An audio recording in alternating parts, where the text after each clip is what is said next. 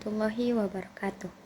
Halo sahabat pelajar, hari ini kita akan membahas tentang siapakah sahabat Nabi Shallallahu Alaihi Wasallam yang pertama kali menggantikan beliau menjadi khalifah setelah Rasulullah Shallallahu Alaihi Wasallam wafat. Nah, benar sekali, yaitu Abu Bakar As-Siddiq. Dalam video kali ini saya akan membahas tentang beliau agar kita dapat meneladani peran-perannya dalam kehidupan sehari-hari, perilakunya, serta hikmah yang bisa kita ambil dalam perjalanan hidup beliau. Nah, kita masuk pada pembahasan yang pertama, yaitu kelahiran dan kehidupan sebelum Islam. Abu Bakar lahir di kota Mekah pada tahun 573 Masehi dari Bani Quraisy dengan nama asli Abdul Ka'bah yang kemudian diganti menjadi Abdullah setelah memeluk agama Islam. Beliau tumbuh di tengah masyarakat jahiliyah. Beliau memiliki moral yang sangat bersih karena tidak pernah sekalipun menyembah berhala atau meminum khamar.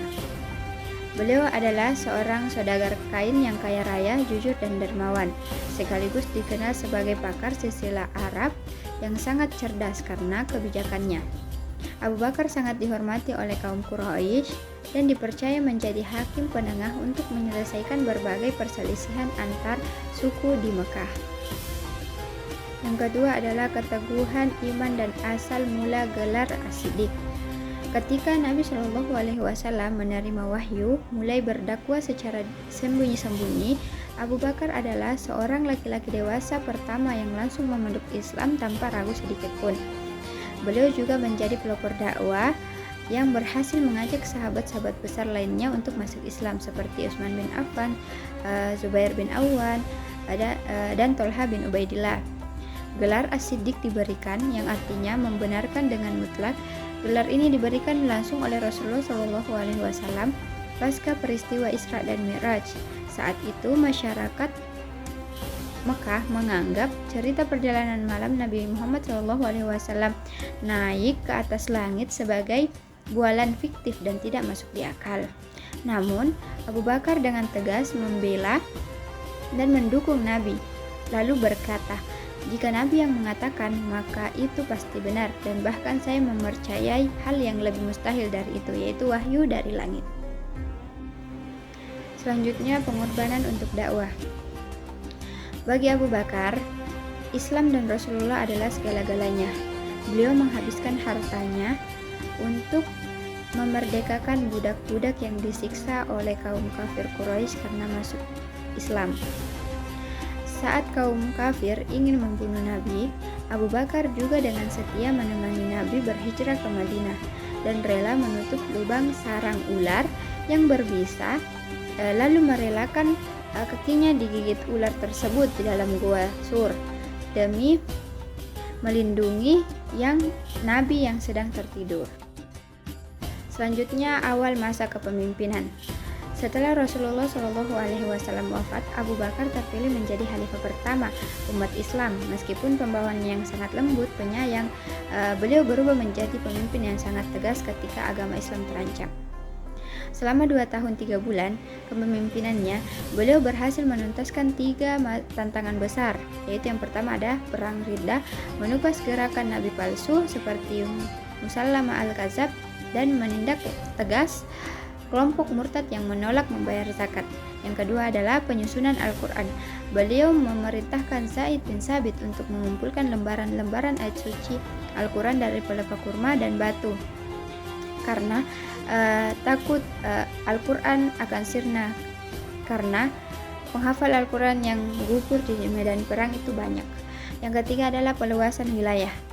Memulai ekspansi dakwah di luar Jazirah Arab dengan mengirimkan pasukan ke wilayah perbatasan Romawi di Syam dan Persia di Irak. Selanjutnya, wafatnya Abu Bakar As-Siddiq. Beliau wafat pada usia 63 tahun, usia yang sama wafatnya Rasulullah.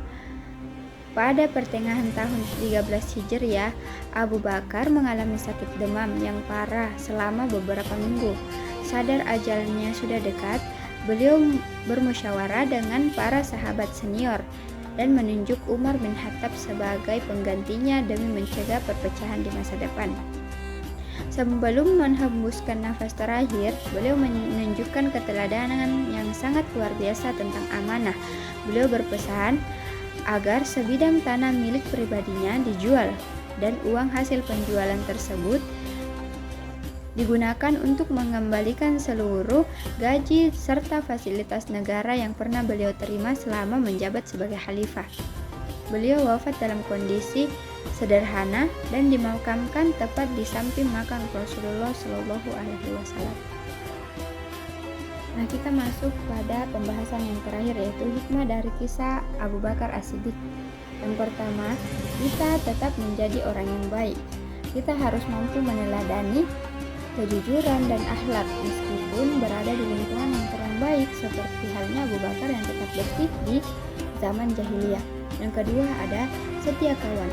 Menjadi sahabat yang baik berarti selalu mendukung, mempercayai dan membela temannya dalam suka maupun duka, dalam hal baik, terutama di saat orang lain meragukannya. Yang ketiga, suka menolong. Kekayaan bukanlah alat ukur untuk pamer, tetapi sarana untuk menolong orang yang tertindas, membantu sesama dan mendukung kebaikan. Yang keempat, keseimbangan karakter.